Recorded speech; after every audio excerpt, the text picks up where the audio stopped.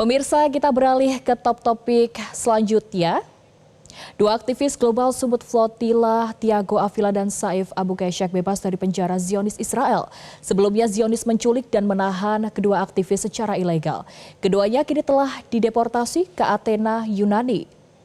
Pembebasan Thiago Avila dan Saif Abu Keshek merupakan kemenangan kemanusiaan atas kekejaman Zionis Israel mengkriminalisasi gerakan kemanusiaan armada global Sumut Flotilla.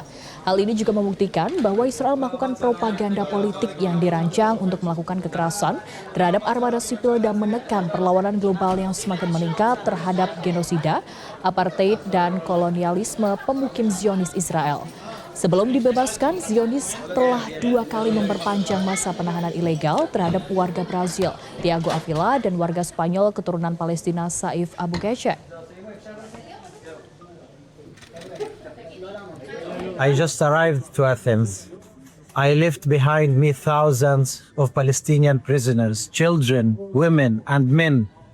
I am sure that the treatment I face is not compared to the suffering they are going through. The testimonies we hear of their torture, of their violation on daily basis. We have to continue mobilizing. We cannot forget the Palestinian prisoners. I want to thank everyone who mobilized, our legal team, Adala, my family, my wife and children, my colleagues in the movement, the brave 180%. I heard your voices. It gave me strength. But we are not done yet. We have to continue. We have to continue to mobilize until Palestine is free.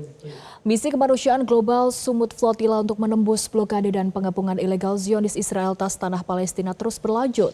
Sebanyak 34 kapal yang membawa ratusan aktivis dari Yunani kini telah tiba di Marmaris, Turki untuk persiapan akhir sebelum berlayar menuju Gaza.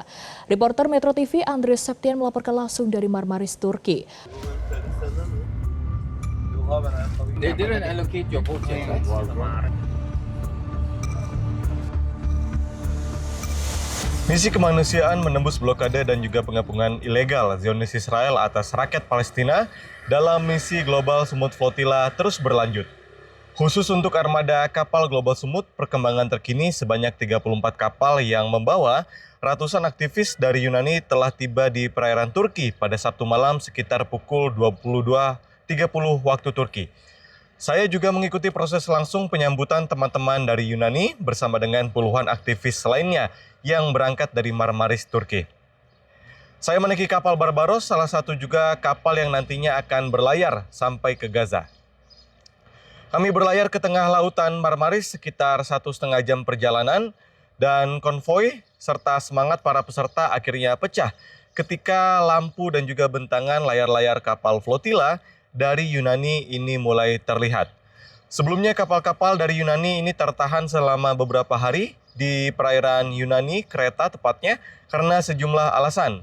Yang pertama, adanya intersepsi dan juga penculikan terhadap 180 aktivis GSF oleh Zionis Israel di perairan internasional dekat Yunani pada tanggal 29 April yang lalu.